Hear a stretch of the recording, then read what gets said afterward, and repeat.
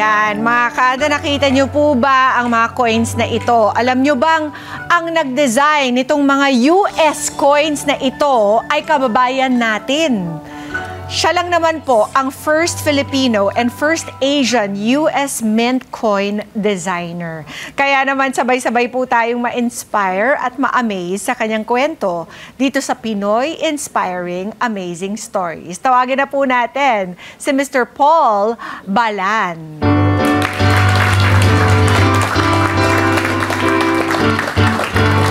Hi, Paul! Magandang umaga, Pia. Magandang umaga sa iyo. Kamusta ka naman? Buti naman. What brings you back to the Philippines? Meron akong mga exhibit. Oh, wow! Kung saan i-display mo ang iyong mga likhang coin designs? Paintings. Paintings! Yes. Napakatalentado mo naman kasi, Paul. So, nag-umpisa ka talaga sa paintings, hindi ba? Oo. Oh, ba't kayo natawa? Kala nyo, bad word hindi, ah. So, paintings ang i-display mo. Saan? Nagsimula ako dito sa Pilipinas, but lumipat kami sa US. Oo, noong 2002, tama. Yes, oo. Ika'y laking paete. Laking paete. Oo. Ay, bakit hindi mo muna batiin ang mga kababayan mo doon? Kumusta po, mga taga-paete? Tsaka yung pamilya ko na nasa Amerika, Mara, Mikpao, kumusta kayo dyan? Sino yon? Mikpao anak ko, Okay. Paulo at Michaela. Ayun. Ikaw lang ang nandito at saka misis mo? Ako lang. Ikaw lang. Ang exhibit, kailan magaganap at saan? Sa Cebu, Mandaya, Cebu. Okay. Visayan Art Fair. Wow. So, nandun ako ng 21, 22, and 23rd. Congrats! Congrats naman, Paul. Buti't hindi mo tinatalikuran ang roots mo. Kasi alam mo nga, once upon a time, ikaw ay painter. Nilalako mo pang sarili mong painting, hindi ba? Kwento mo nga sa amin yun bago tayo mapunta dito sa mga likha mo na coins naman. Nung panahon, during college, siyempre, estudyante, pipinta. Tapos, kailangan ng pera.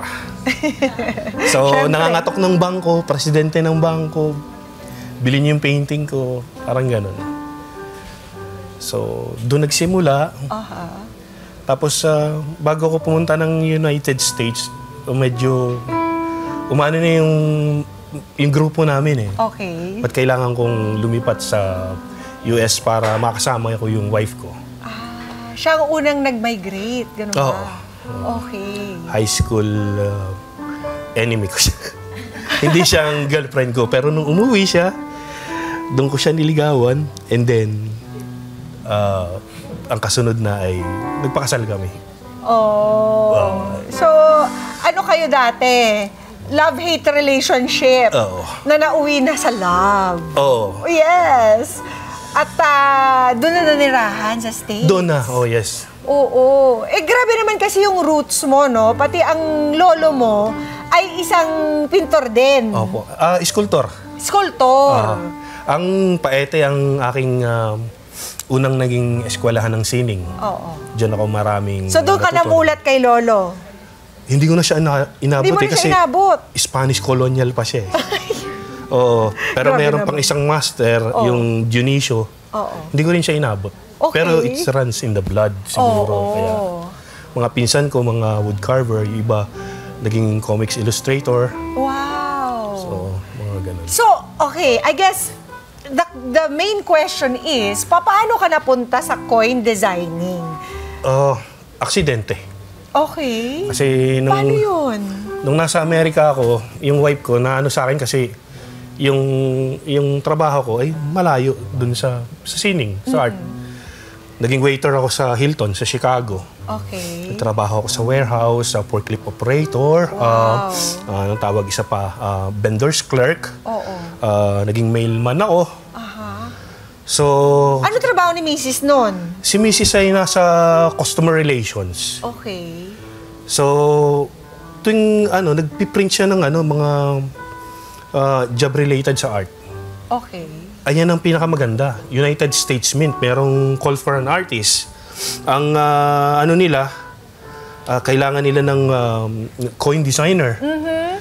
So, basically, meron siyang application form. Nilalagay niya sa tabi na higaan ko. Then, minsan binabasa ko, minsan hindi. Umabot ng 3 taon, ini-ignore ko yun. Talaga? Until one time, binasa ko yung narrative. May naisip ako. Okay. Gumawa ako ng scribble hanggang sabi ko, gawa siguro ako ng final design. Okay. Sinubmit ko, hindi ko in-expect. Na mapipili. Talagang suntok sa buwan. Until nasa trabaho ko, that time, ako nagdadrive pa uwi kami ni Mrs. Tumawag, United States Mint. Nag-leave ng message. Sabi, call us immediately, Mr. Balan, because you have to be here para sa orientation. So, pull over ako. Sabi ko, Mrs. ikaw mag-drive. At ako ang kailangan kong kausapin sila. So, nanginginig ako nun. Malamang! Napili daw ako. Out sa of how artistic many? Ang sumali. What I heard is like umabot ng mga 100 applicants all over United States. Okay. So, luckily, isa ako dun sa ano. Tsaka ako lang yung minority. Tsaka that time, ako yung pinakabata. Oh, alin yun dito, Paul? Dala mo ba? Lahat to, Alin yung dinidescribe mo na pinakaunang natanggap? itong isa, itong Code Talker. Okay, kwento mo nga sa Muskogee. amin. Itong Muskogee, this is Close up, Derek. Congressional Gold Medal Oh, wow. Binibigay sa... Native American na mga veterans. Okay. So, this is just a replica. Pero yung original ito talagang solid gold. Okay. So, yung story behind this medal, they are very sa detail. Lahat ng sa rifle, sa uniform. So, dati nagsasubmit ako ng design based on my imagination. Paul, pwede ko bang hawakan? Oh, yes, sure. Para makapture ni Derek Yes. na mabuti. Actually, ang pwede iyong mo siyang likha. hawakan ng ganun. Ayan. Yun. So, kailangan talaga madetalye. Ito yung binigyan mo ng disenyo, yung harap, Yeah, at pati ang likod. Overs and reverse, may initial ko yan. Kung yeah. PBM Peel and PCB. Oo nga ba? Oo nga. Yun o? Yun ba yun? PCB, yes. Okay. So, Dito rin. binibigay ito sa mga Native Americans na medalya. Yes, yung PCB. Ayun o, PCB! Yes! World War II Act of Congress 2008. Sinong presidente nito? Si That time, President Obama. Obama, no? Yes. Hayop! At ano yung mga guidelines? In designing a coin, ano ba usually ang mga guidelines nila? Ang una, magpapadala sila ng narrative. Okay. So, based on narrative, gawa ka ng mga research. Sometimes, they send us, what do you call this, source material. Kasi hindi ka pwede kumuha sa Google eh. Oh. Bawal yun. So, umabot ako doon sa point na bumili ako ng uniform sa eBay. Sinuot ko. Ako nag-post. Then, ang wife ko nag-picture. Then, pinalitan ko yung mukha ng Native American. Oh. Ako yan. So, ito yung mga Native American that served in the war. Yeah. Yung Code Talkers. Galing. Ayan o. Nako, direct, napakaliit pero nandyan nga. PCB. Yes! Kababayan natin yan. Ayan naman pala, meron tayong magandang picture. Tapos, paano nanganak ng saksakan na ng dami? Naging suki ka na after that. Yeah, kasi 10 years din ako sa, sa US Mint. Yung pinagtrabaho ka na talaga doon? Artistic infusion designer. Kami ay contractor. So, kasi kaya 10 years lang para mabigyan din ng pagkakataon yung ibang US citizen. Oo. Kasi pag tatagal kami doon, monopolyo na. Parang So, bibigyan ng naman yung iba. Ano pa ang pinaka dito, precious para sa'yo? Eto, kasi itong state quarter na to. Ba't ang laki ng quarter na yan? Dito, limited edition to kasi ginawa nila in silver. Ito ang design ko. Pictured Rocks, Michigan. So, ginawa nila sa silver, commemorative, kaya malaki. Oh. Imagine mo kung itong pansukli sa'yo, no? Grabe! So, yung originally, yung state quarter in circulation, yung ganito lang size. Oo. But anyway, itong picture drugs na to, Oo. iba pakiramdam eh. Nung masukli sa akin to. Tapos yung anak ko, Dad, it's your coin! Tuwan-tuwa siya kasi sino nga naman makapagsasabi na ilang tao lang siguro makapagsasabi na ang barya sa bulsa mo, posibleng design ko. Wow! Diba? So, ginawa talaga nila yan in, for quarters that are circulating in the States. Yeah. Ang Federal Reserve ay nag-print nito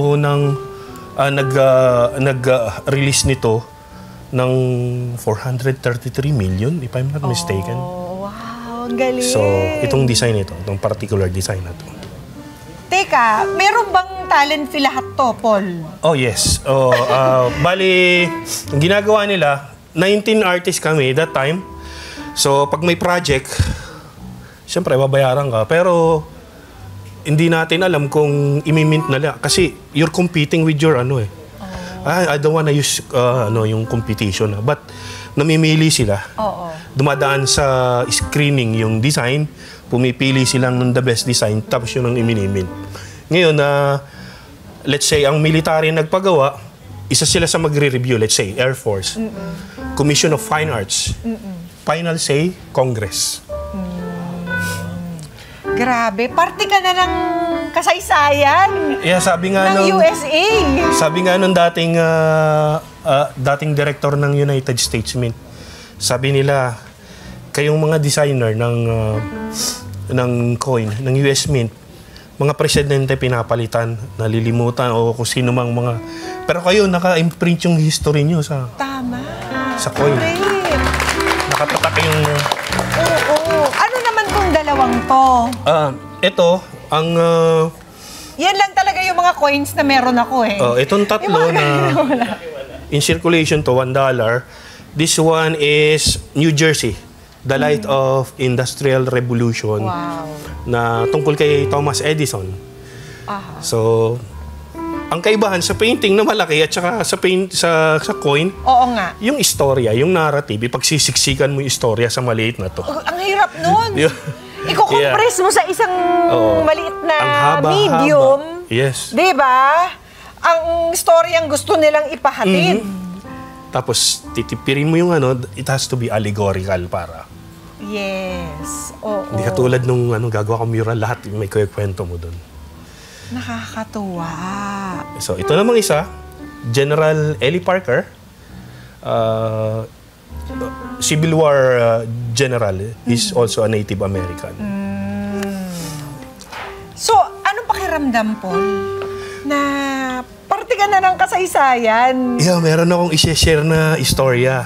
One time kami nung pamilya ko, galing kami, nasa dentist sila, habang sabi ko, umuna na kayo. Yung katabi ng dentist namin ay coin collectible shop. Okay. So, pumasok ako. Sabi ko, yung may-ari nakatingin kagad sa akin, are you looking for any particular coin? Sabi ko, no, I'm just browsing. So, go ahead. If you need my help, just let me know. Okay. So, ikot lang ako, tingin lang ako. Nakita ko yung yung aking US Marshal coin, gold. Wow. Alin US dito Marshal. yun? Ay, wala siya dito. Okay. So, yung US Marshal gold na yun, may umorder din ako. Unfortunately, nadi-delay. So, sinabi ko sa kanya, can I see that coin? Nakita, Sabi niya, oh, this is new, actually. Sabi niya, I know. Tapos hawak niya yung certificate of authenticity with my name on it. Wow! But sabi niya sa akin, sabi ko, wow, this is surreal. Sabi ko, tsaka kwento ko ng kwento tungkol doon sa coin. Sabi, how do you know? Because I designed that coin. Sabi nung puti, oh, you gotta be kidding me. You're just pulling my leg. Yes, seriously. I designed that coin. Okay? What is your name? Paul Cainto Bala. So, your initial is PCB. Nakita niya. Wow! Sabi niya, Dad, come here! We're gonna have a picture. We have visitor. So, nagpa-picture sa akin. Tapos, pinapirmahan sa akin yung certificate of authenticity ng coin. Sabi ko, now, you're gonna pay me for that. So, until now, naka-frame sa shop nila yon. Very good. So, hindi Paul. sila makapaniwala ng isang minority na katulad ko, magdi-design ng coin nila. Diba? Feeling ba parang talagang welcome ka? Oh, yes. Oh. Diba? Tanggap na tanggap ka. Diba? Tsaka yung maging mga kasamahan ko doon, marami akong mga naging kaibigan na mga nagpe-paint ng nasa portrait museum ng New York. Very intimidating nung una, pero very welcoming sila. Tsaka very friendly. Hindi ako naging outsider kahit Tama. kaisa-isa kong naiiba sa kanila. Lahat puti. Ibang klase, Paul. Ikaw ba you've done so much for the US. Dito naman sa Pinas, open ka bang magdisenyo rin para naman sa ating mga Philippine coins? Oh yes, kung merong pagkakataon at Diba? kung merong posibilidad, bakit hindi? Grabe yung ibang klase. Meron ka bang napipisil na disenyo? Alam ko na for a while you stayed in the mountain province, 'di ba? Nanirahan ka sa mga Ifugao to really embrace their culture. Ano bang gusto mong i-highlight kung mapapagbigyan ka ng opportunity? Lahat yan, idinipik ko yung diversity dun sa first ever visual interpretation ng Lupang Hinirang. Based on the lyrics, ginawa ko siya ng visual interpretation. So, nakita ni President Duterte yun. Oh. So, ibinigay ko sa kanya yung copy. I don't know what happened, but itinurn over niya sa Bangko Sentral. Oh. Pero in-announce nila. Ito ba yun? Hindi. Yun yung binigyan niya ako ng Recognition naman recognition, to. yes. Okay. What is this picture? Ang tawag ko dyan silangan. Kasi pag tinitingnan ko yung Philippine flag, parang sumisikat yung araw. Tapos yung red and blue, para siyang bundok. So parang, yun ang interpretation ko. Oo nga. Grabe, Paul. Parang, sa katauhan mo, parang so many of our Filipinos residing in the US ay natanggap, di ba? At nabigyan ng honor. Napakahusay talaga, Paul. Ibang klase. Di ba? Hindi mo inakalang mangyayari to sa buhay mo no? Buti na lang, misis, hindi ka hindi ka nag-give up in trying to convince Paul to finally submit that design of his. Hanggang ngayon, kaya kahit narito ako, dahil sa supportan niya, pinayagan niya ako dito na sumubok sa art scene dito sa Pilipinas. Kasi kung hindi niya ako pinayagan, wala talaga akong magagawa. Pero salamat. Salamat sa inyo. Kaya, Paul, I think it's high time that you give ang mga kadas natin na nangangarap din na maging isang tanyag na artist. Give them some advice or give them some words of encouragement na alam naman natin, ang mga starving artists yan sa umpisa, di ba? Pero ano masasabi mo sa kanila? Naalala ko nung last time, meron kaming art forum sa Ayala Museum sa UST Atelier. So may mga estudyante ng fine arts na nagtanong. Direkta, tinanong sa akin kasi 3 kaming artist doon, pero sa akin tinanong. Sabi nung bata, Sir, maraming artist ang parang hindi nagsasucceed. Parang kami, sir, meron ba kaming pag-asa? Meron ba kaming posibleng may marating na katulad ninyo mga artist na nasa unahan? Sabi ko, pag sinabi ko sa iyong oo, at walang nangyari sa iyo sa future, kasalanan ko yun. Pero masasabi ko sa inyo, pagka gusto nyo, pagpatuloy nyo, dahil pupuhunan natin ng determinasyon at saka sipag at syaga. Oo, pangarap ay may libre, pero yung pagtupad nito may bayad yun, sipag at syaga. Tsaka sangkatutak na failure, sangkatutak na rejections. Minsan nakala natin ano na tayo, pero adyan na pala tayo ba't pa tayo titigil? Di ba? Tama.